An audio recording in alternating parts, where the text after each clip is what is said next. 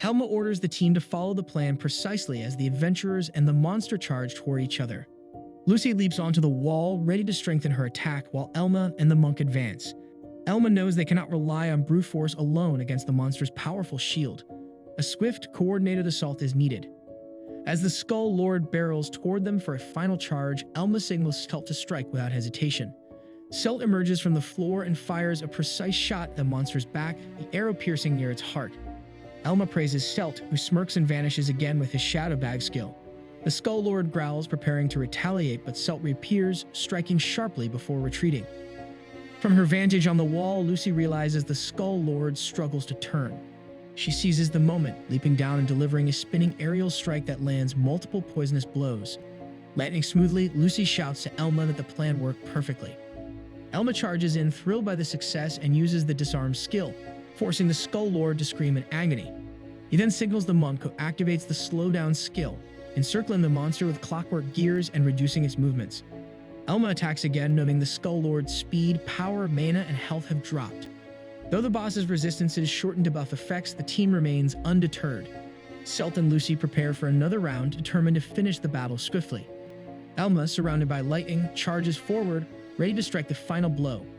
The team prepares for a full assault. Celt draws back his bow, Lucy rushes ahead, and the monk lifts his staff.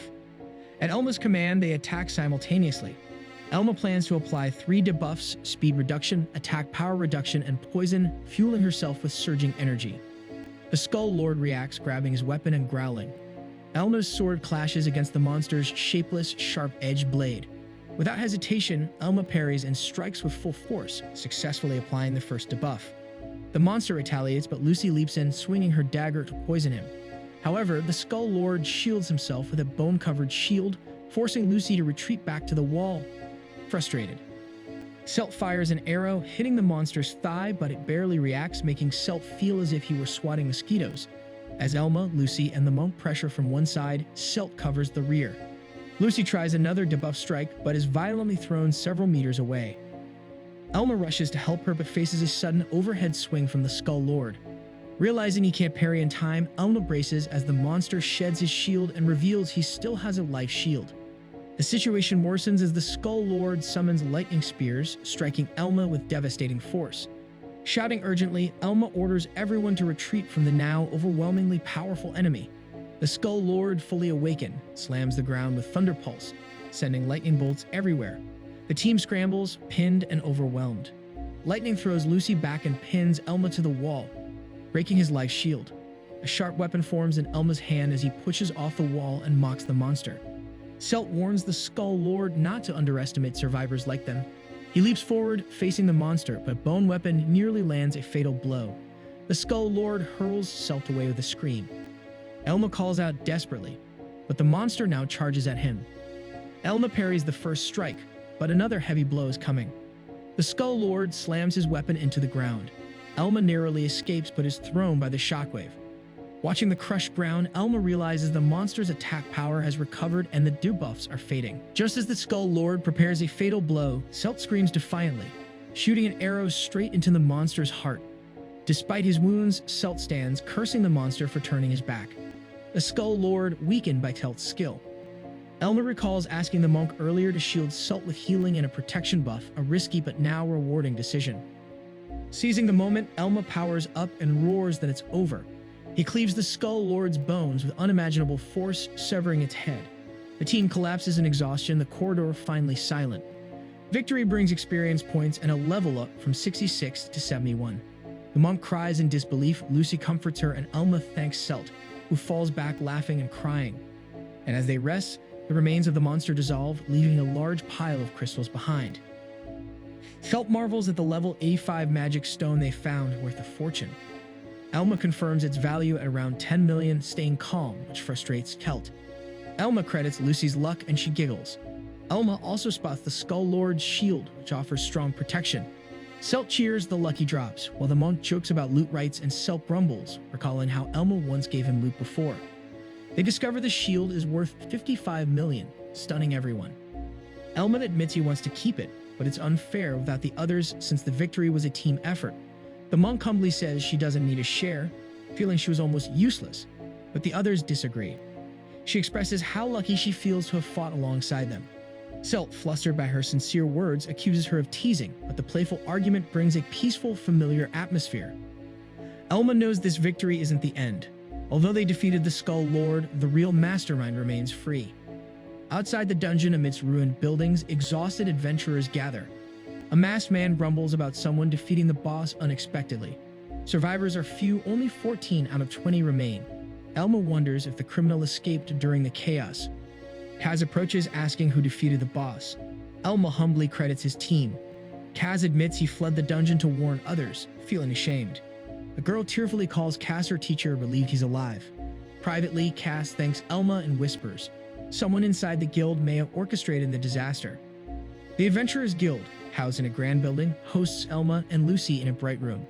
Kaz sincerely thanks them, admitting their help was crucial in stopping the disaster. He reports errors on the dungeon map, suggesting deliberate sabotage as only the main path was mapped correctly. Elma realizes the hidden weeping trapezohedron hints at intentional harm. Kaz reveals a former adventurer-turned-guild worker handled most preparations alone but has since disappeared. He suspects the noble house of Hollard's involvement, a rare organization powerful enough for such schemes. Elma, wary but logical, agrees to cooperate, as does Lucy. They promise to share information moving forward. Before they leave, Kaz warns them the kingdom's peace rests on a few shoulders and places his hopes on them. Outside, under the moonlight, Lucy questions if they, ordinary adventurers, should get involved. Elman explains the enemy's goal may be the second evolution of the Dream King, which would unleash a monster army on the world. Realizing the stakes, Elma knows they must act. They rejoin Celt and the monk, who are drinking and teasing each other good-naturedly. The atmosphere is cheerful and warm. Lucy whispers to Elma that despite past clashes, Celt and the monks seem to have found a way to get along. Celt raises his mug for a victory toast, and the group clinks their drinks together, smiling. Elma feels deep in his heart that although challenges await, today is still a day of true triumph. Days after the raid, peace returns to the city. Elma reflects how close they came to disaster if not for defeating the Skull Lord. Lucy smiles, grateful the citizens remain unaware of the danger they escaped.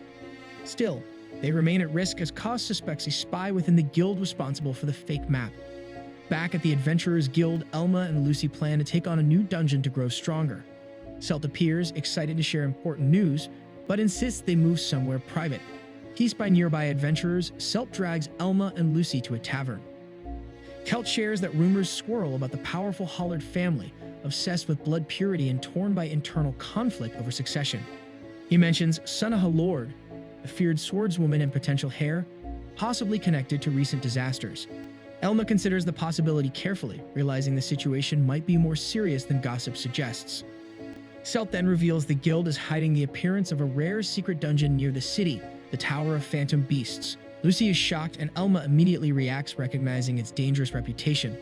Celt explains that rare dungeons offer precious resources and rare monsters. Elma, serious now, says one monster he seeks, the Grim Reaper, may appear there. If Elma can obtain the Grim Reaper's skill book or its drop, the Hand of the Death God, he could become even stronger, making the opportunity too valuable to ignore. Elman explains to Lucy about the Hand of Death God, a skill book bound in bones, covered in insect skeletons, and featuring a robed skeleton reaching toward the reader. It's crucial for high luck classes, perfect for Lucy. Excited, Lucy vows to obtain it, and Elma happily makes it their next goal. Celt, surprised by their determination, declines to join, calling it too dangerous. Preferring safer, low-risk quests, he wishes them luck. Elma reflects that reliable solo adventurers like Celt are rare, unlike Mabel, a support class constantly busy with raids.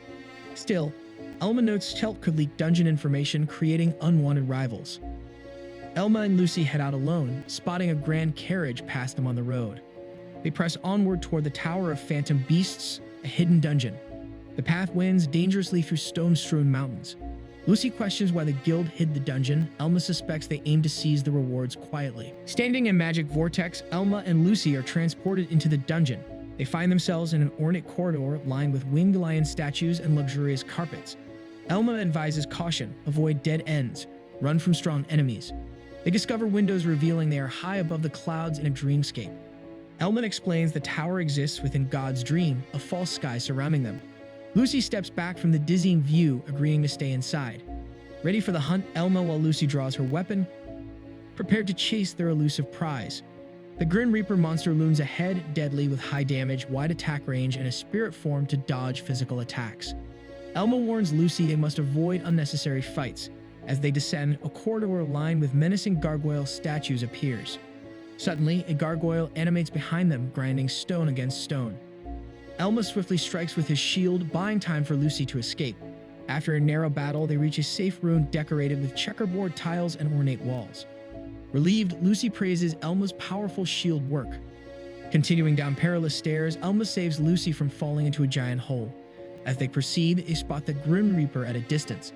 Elma warns Lucy to trap it. The monster, wielding a massive scythe, reveals its spirit form, its mask, cloak, and gloves floating eerily. Recognizing the start of the deadly funeral dance, a hyper armor attack, Elma charges before the Reaper fully powers up. His shield strike knocks the monster off balance. As it regains footing, Lucy swiftly uses her jester's acrobatics and poison skill, striking its robe. The Reaper reels back under Lucy's blow and is perfectly lined up for Elma's finishing strike. With a clean cut, he slices the monster in half.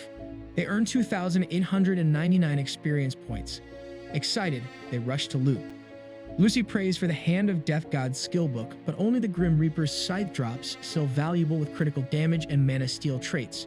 Elma consoles a disappointed Lucy, reminding her it's still worth 15 million. Still inside the dungeon, Elma and Lucy battle another Grim Reaper. They lunge in to prevent it from attacking. Elma unleashes his Dragon Slayer skill, but the Reaper's scythe crashes into his side. He narrowly dodges, leaving the weapon embedded in the ground. Furious, the Reaper shifts into spirit form and chases Lucy, who skillfully evades. Elma refuses to let Lucy be harmed and uses shadow suppression, forcing the Reaper back into physical form.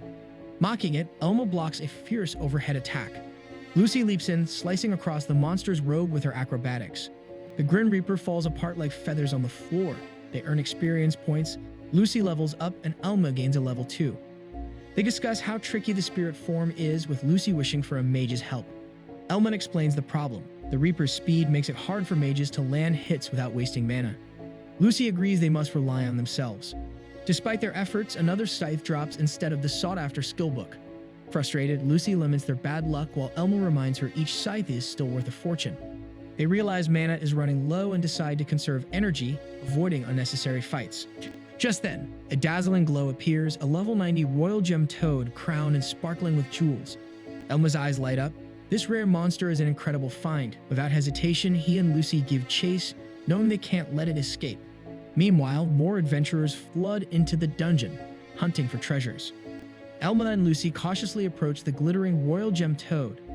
At the signal of Elma, Lucy lunges, but the toad, surprisingly fast, slips away just under her sword. She crashes to the floor as the frightened toad flees.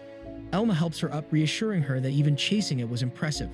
Lucy, frustrated, argues she nearly caught it, but Elma explains the odds were stacked against her from the start. Realizing they ventured deep while chasing the toad, they decide to head back. Suddenly, armored figures appear, 2 girls, one in heavy armor, the other an aristocrat with a striking resemblance to the guild leader. Elma recognizes the second girl as Snow Howlard. The armored girl, Isabella, addresses Elma with disdain, warning them they shouldn't even know of this place. Snow stays calm while Isabella aggressively offers to escort them out. Elma grows suspicious, questioning why a forbidden dungeon has no guards. Isabella fumes at his insolence, but Snow reins her in with a word. Isabella, bowing to her mistress, threatens that anyone greedy enough to stay must be ready to risk their life. Snow allows them to leave peacefully if they wish, but hints at confrontation for those who remain. Isabella, itching for a fight, draws her strange sword. Lucy urges Elma to leave. He refuses, drawing his own sword with a determined smile. Seeing an opportunity in the encounter, Elma prepares for a duel. Lucy, surprised, wonders aloud if Elma simply doesn't know how to waste time. That's it for today. Don't forget to subscribe, like, and leave a comment. See you next time.